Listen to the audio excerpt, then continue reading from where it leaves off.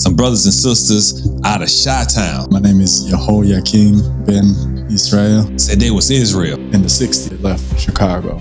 I knew it was some form of turmoil. There was a separation in the congregation. Oh, you going somewhere in a cult. He stood up and posed the question, survival of the fetus, adapt or die. You might have to be the Abraham of your family, that God will guide you. Now we know that Israel has always been a people. We were actually taught to separate ourselves from the Bible. See, you dropping nuggets already. If Israel is our land, then why don't we go there? Damn, that's gangster. Yes, I'm a part of the third generation in the land. I am from Dimona, Israel. All right, what's he brewing? So tonight, I got a brother who comes from the Motherland.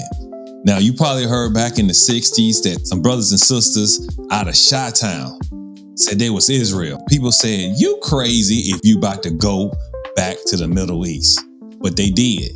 They followed a leader named Ben Israel, and they guided them all the way. Now, from my understanding, it didn't go straight to the Motherland. They had to go from place to place to place. But when they got there, they found peace. They found a community that followed the Torah, and it's called Dimona. They are there in the land where one day we will hope that Yahushua will all bring us home and we can join them. But today, I have one of the pieces from home. What's up, man? What's he brewing? Shalom, shalom, my brother. I'm all good. My name is Yihoyakeen ben Israel, and I am from Dimona, Israel. Now we know that Israel has always been a people. Right. But since 1948, it's been the state of Israel. So just make that clear. Ain't no doubt. Now, I know that Yihoyakeen means something, and I don't know exactly what it means, but please drop that jewel. Okay, so Yihoyakeen is the way that it's pronounced, and it means the Creator shall prepare the way. Wow, that's what's up. Right. The Creator will prepare the way. Yes, it comes from it's in a couple places in the Bible, but 2 Kings chapter 24. It's one of the kings of Israel. See, that's why we need the brother to come back. See, he dropping nuggets already. See, y'all ain't know that. Some of y'all don't even open up your Bibles to even know that you can find your name in the Bible, put it on your children, but you call them Dante, and then you shorten that, call them Lil Ray Ray. See, we don't want to do that. We're gonna put purpose on their name. Purpose on that. You know? So we got our family in the Motherland, and I want to jump right into it, because what generation are you? What generation? First generation, second generation? So, yes, I'm a part of the third generation in the land. My Saba, grandfather in Hebrew, he got up and joined Ben Ami, Ben Israel, in the 60s. Wow. And they left Chicago to establish the long-awaited kingdom of Yah. You know, it's almost like Abraham, you know, when he goes out and he's established and he's looking and God is guiding him. And your grandfather is almost like that to you, because you say you're the third generation that grew up in the land. Right. And I mean, it's just like that. We like to separate ourselves from the Bible. We were actually taught to separate ourselves from the Bible, that those figures in the Bible look different than us. They were different than we are. But actually, we're from Abraham. So it's that's our ancestor. That's exactly how we would move in the 60s. Like, wow. Abraham moved back. So when you think about it, right, the other people feel that they feel like, man, you going somewhere in a cult. You know what I'm saying? Absolutely, they did. Family members talked down on them, told them that they were crazy, and some of them even disowned them. Wow. You know, you are joining a cult. Like, we raised you one way, and now you're going in a whole nother direction. But so did Abraham. But you know what? You know what? That's a jewel. Hey, you might have to be the Abraham of your family. You see what I'm saying? That God will guide you. Now, so I know they just didn't get a plane ticket, bus ticket, the hoop, and just get in and just drive over and all is well. So I knew it was some form of turmoil in the beginning to even get, to the promised land. Tell me something about that. Well, there was definitely turmoil. Well, first off, there was a separation in the congregation. Right. So there was a separation once the Honorable Ben Israel and the youth at that time, they were youngsters. They were in their 20s. Oh, so Ben Israel was a young man. So that was from the separation. Again, he was one of the younger ones in the congregation. And he stood up and posed a question. Well, if Israel is our land, then why don't we go there? Damn, that's gangster. And, when you approach the elders of the congregation with hard questions. Man, it's the 60s, they can't man. Answer. Hold on a minute. Now, all your life, all they know is, America. And now you trying to go and giddy up on another continent? Another country, another continent. Man, yo, man, that's how they say kahunas in Hebrew, huh? What was that? We don't say kahunas. Oh, okay. I'm gonna leave it alone. But yeah, you're right. You're right. So, he posed a question: if breaking the laws is what got us into this situation, why don't we keep the laws? If Israel is our land, and why won't we go there? And the audacity. So it shook the congregation. Yeah, it shook the congregation. It make me nervous. And it's 2025. Hold on, we talking about we going to Israel? Hold on a minute. Let me. I ain't got enough. What? With this divide. So how old is your grandfather? And so back in that day, my grandfather was in his late 20s. And Brother Ben, we call him the Messiah because he literally saved the people. Yeah, he turned Negroes back to Hebrews. Brothers and sisters, or brothers on the basketball court. One had a machete and one pulled out a gun. So these are the people that they took from America through Liberia on the way to Israel. These people had to change their character. They had to change who they were taught to be. And they had to cross over and become Israel again. You got the congregation split because the elders, and I can understand that in the 60s, the older people, not to mess with Massa. Like, leave Massa alone. Massa good. We don't need no problems here. Well, let's take a step back. So, this was not an independent act. This was divinely inspired. This was a vision. This was a calling from the Creator. If not, how do you explain that we're in Atlanta? If in 1966, Ben-Ami, the Messiah, had a vision, and I was born in that land. My first language is Hebrew. So if a man had a vision, just like our biblical figures, when the Creator told Abraham that he would have a son, that was the vision. Abraham had a son. Sarah tried to interrupt that vision and give him a son from Hagar. Right. And that's why we got the problems over there in that land today. You got that right. Y'all hear that? That's why we got that problem. You didn't listen to God, but you listened to your woman. I know we struggle from that from time to time. We still struggle with that. So stop listening to your woman unless she led by God. And I'm going to tell you how she led by God. She just quoted you a scripture. That's how you know. But check it. You there. Definitely listen to your woman. Yeah. But make sure that she's led by the Creator. How did they overcome Israelis not wanting you in the land? So when they got to the land, let's go back to Liberia, because before they got to the land, they were in Liberia for 2.5 years. The majority of it. Hold on a minute. You got to tell us where Liberia is, because Negroes, we don't know what the maps are. We use okay. So Liberia was the only American colony back in that day. And it was established in order for African Americans to actually go back to Africa.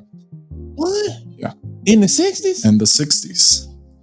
They gave you any stipends or anything? Well, the thing is, when my grandfather and Brother Ben, when they were doing their research, they found that out, that they can go to Liberia and, it was set up to return back to Africa. Wow.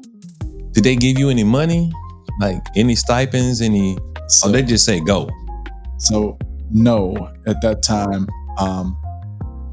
we, the Black Hebrews from Dimona, we didn't get any money or assistance. There were programs.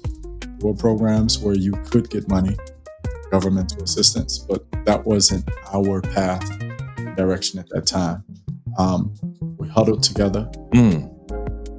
Everybody who was serious and about this Back to Africa movement put their money where their mouth was, sold all of their belongings, their house, their cars, and everything. And again, the families thought that they were just crazy. Some even separated from spouses, because if one spouse was ready to go and the other one wasn't, then that was that separation. Wow.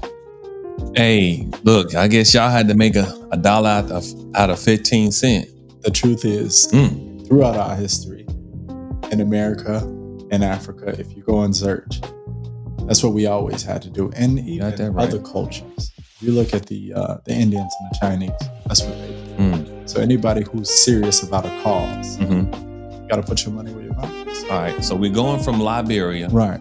And you're trying to go to, of course, to the Holy Land. The Holy Land. Now, when you get to Liberia, Liberia is a forest, monsoon forest, deadly snakes.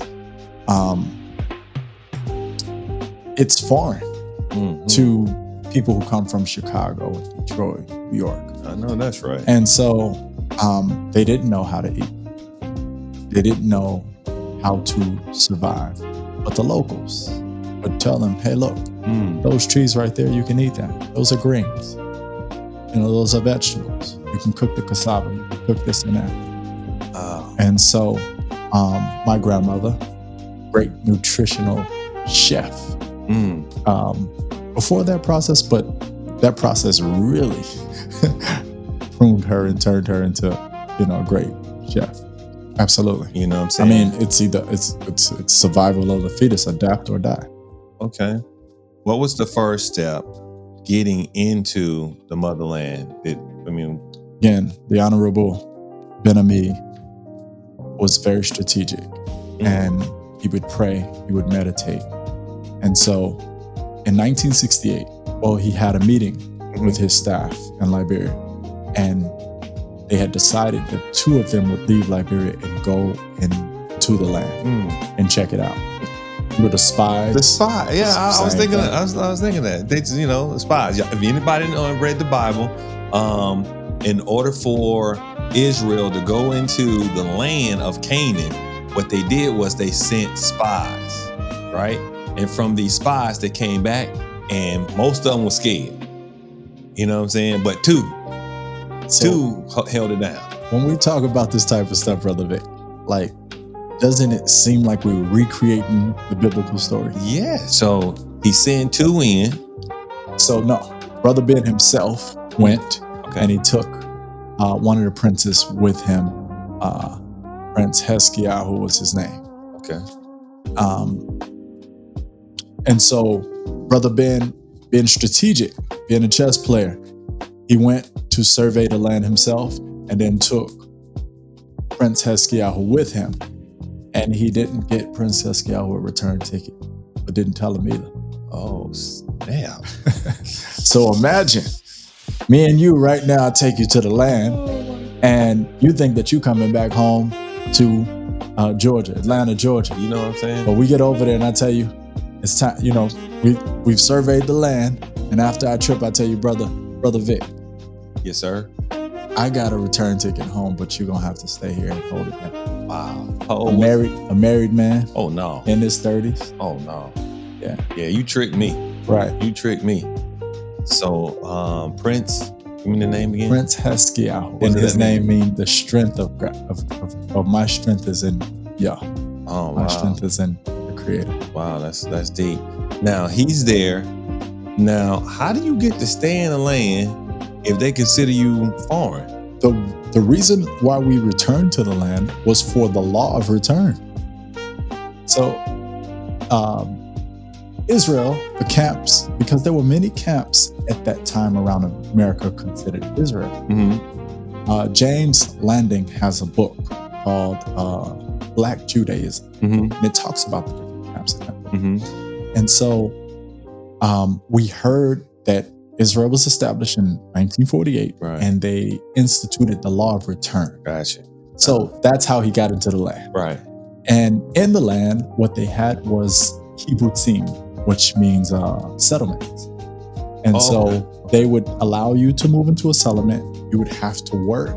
Right. You would get paid for working, and they would give you a house. They would help you get on your feet. What the hell? They give you a house? Again, yes. So again, it's a settlement where the government pays the people to build the city or to build the town. Oh, gotcha.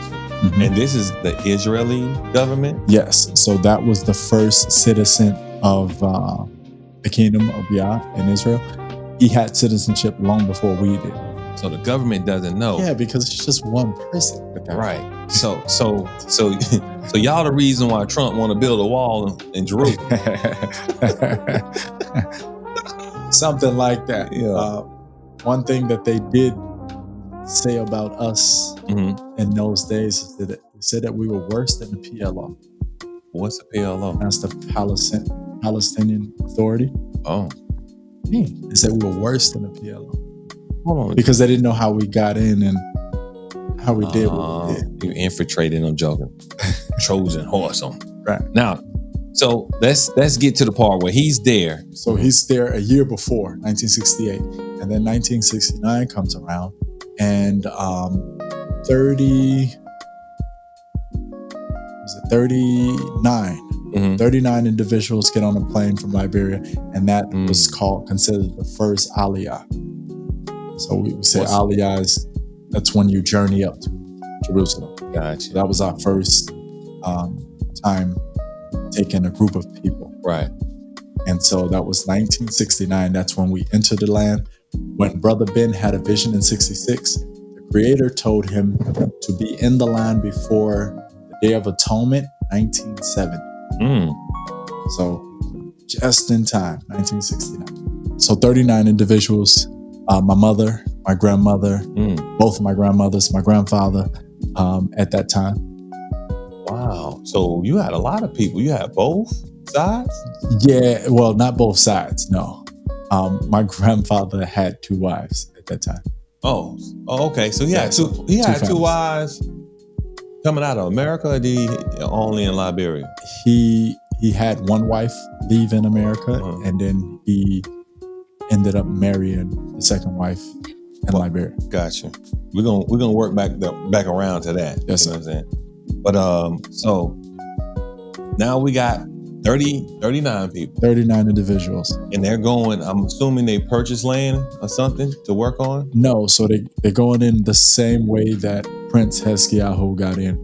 A kibbutz, which is a settlement. They're going to be a part of a settlement. They were accepted.